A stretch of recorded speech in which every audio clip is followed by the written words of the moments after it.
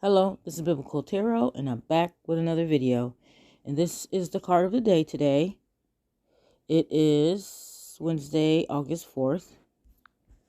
Today's card. Today's card is the Seven of Swords. So, I figure we'll read Arthur E. Waite's meaning of the Seven of Swords, which is design, attempt, wish, hope, confidence, also quarreling, a plan that may fail, annoyance. The design is uncertain in its import because the significations are widely at variance with each other. Dark Girl, a good card. It promises a country life after competence has been secured. The reverse is good advice, counsel, instruction, slander, babbling, good advice, probably neglected. So, additional meanings: Dark Girl, a good card. It promises a country life after competence has been secured. The reverse is good advice, probably neglected. Okay, so interesting. Dark Girl. Lord Jesus, like a lot of these cards you'll see. The Dark Woman, the Dark Girl. Like, okay, where does it say the light woman, the light girl? It never says that in these meanings, but they're always the dark girl. Well, what's the fucking dark girl? Tell me that. Lord Jesus, I'm sorry that I'm saying that. It's just like, oh, Lord Jesus, the dark girl. The dark woman. Well, she's beautiful anyways. I did not just go on a rant right here. Yeah, I'd like to know. Like, I hate that with Arthur E. Waite.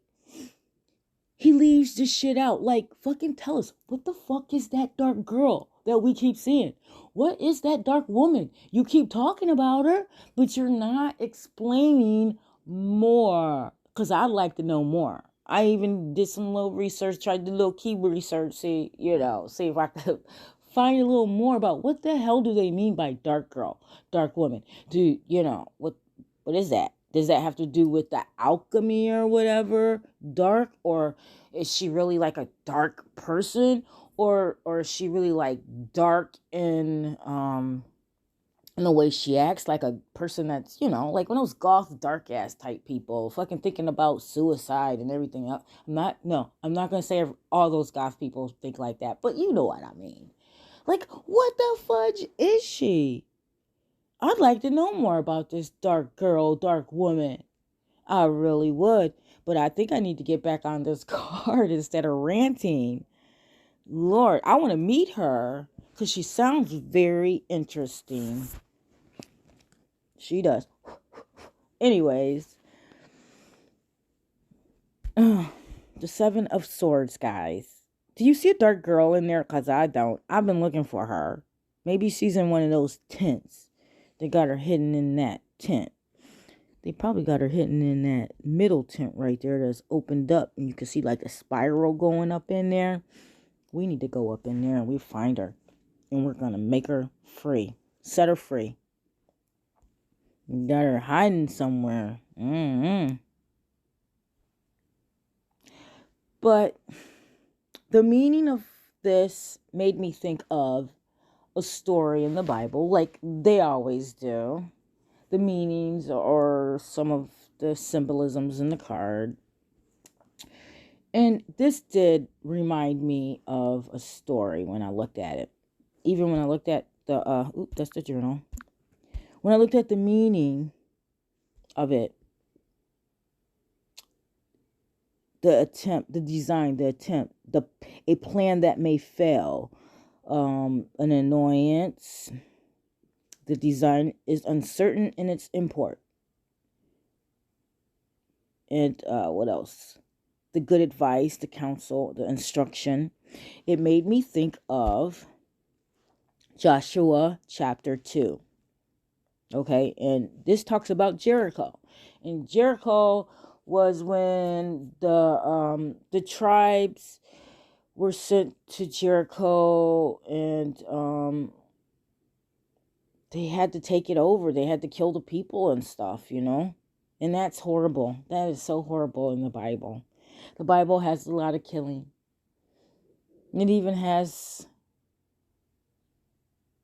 relations, It has lots of stuff that's totally bad.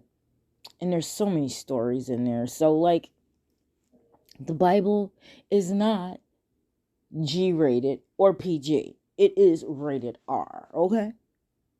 If you read it, it's rated R. There's lots of stuff in there. You don't even have to watch soap operas. Read the Bible because it's very interesting. You won't get any weirder stories than that. Jerry Springer? No. The Bible. Interesting. But anyways, Joshua chapter 2. Then Joshua, son of Nun, secretly sent 2 spies, from Shittim. Go look over the land, he said, especially Jericho. So they went and entered the house of a prostitute named Rahab and stayed there.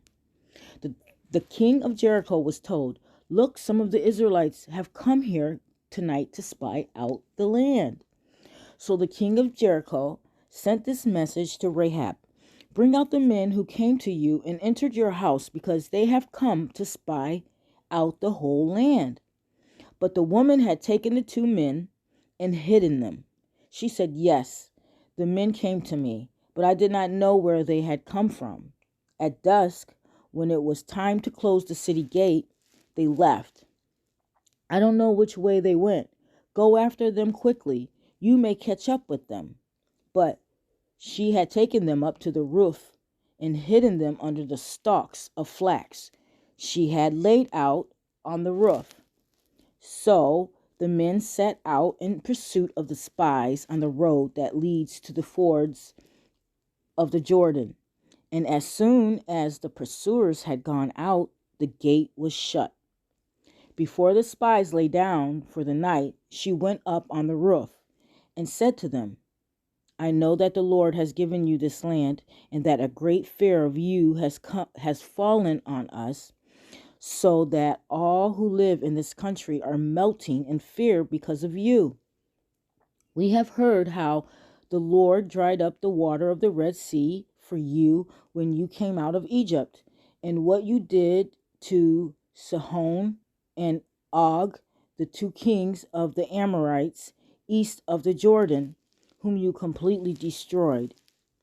When we heard of it, our hearts melted in fear, and everyone's courage fell because of you. For the Lord your God is God in heaven, above and on the earth below. Now then, please swear to me by the Lord that you will show kindness to my family, because I have shown kindness to you. Give me a sure sign that you will spare the lives of my father and mother and my brothers and sisters and all who belong to them, and that you will save us from death, our lives for your lives. The men assured her, if you don't tell what we are doing, we will treat you kindly and faithfully when the Lord gives us the land. So she let them down by a rope through the window, for the house she lived in was part of the city wall. She said to them, go to the hills so the pursuers will not find you. Hide yourselves there 3 days until they return, and then go on your way. Now the men had said to her, This oath you made us swear will not be binding on us, unless when we enter the land you have tied this scarlet cord in the window through which you let us down, and unless you have brought your father and mother, your brothers, and all your family into your house. If any of them go outside your house into the street, their blood will be on their own heads.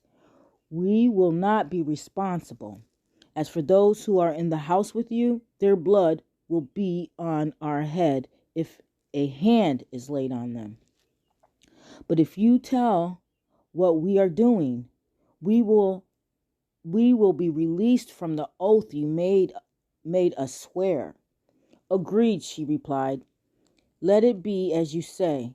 So she sent them away, and they departed, and she tied the scarlet cord in the window. When they left, they went into the hills and stayed there 3 days, until the pursuers had searched all along the road and returned without finding them. Then the two men started back. They went down out of the hills, forded the river, and came to Joshua, son of Nun, and told him everything that had happened to them. Then they said to Joshua, "The Lord has surely given the whole land into our hands. All the people are melting in fear because of us." And that's the end. And this card made me think of it, and the meaning of the card made me think of it. The two swords sitting in the back by themselves kind of made me think of the two spies. The scarlet cord that she was to hang down. The scarlet cord she was supposed to, I think it was a scarlet cord. Yep, scarlet cord in the window that she was supposed to put in the window, through the window, which you let us down. That reminds me of like his red shoes and the redness of him. The hat too. The tents, and them spying out the land. There in the back you could probably see like the mountains or the hills kinda. What else makes me think of that in this picture? The people that are camping out, like they're hounding somebody, they're searching for somebody. You know how it looks in the movies. when they're, trying to catch somebody.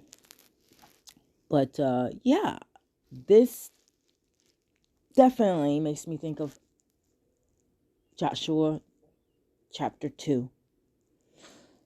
And yeah, I really don't have any much more to say about it, because like I could be talking about it forever and ever and ever, because I just love the Bible stories. And it's in the morning, and I definitely have to go to work, and this is my card of the day. And I don't know what we can just think about, I wanted to say that. I'm sorry. I went off track. I was thinking about what they were talking about in the meaning. Okay? And they said the dark girl. And it just had like came into my mind while I was reading, and then it like went out. But I was thinking the dark girl was definitely in the story that I had just read. And she is Rahab. The prostitute. She was the prostitute. And she helped them. So they went and entered the house of a prostitute named Rahab and stayed there. That's that dark girl in that meaning, man. That's that dark girl in that meaning. I gotta go now. I love y'all. Bye.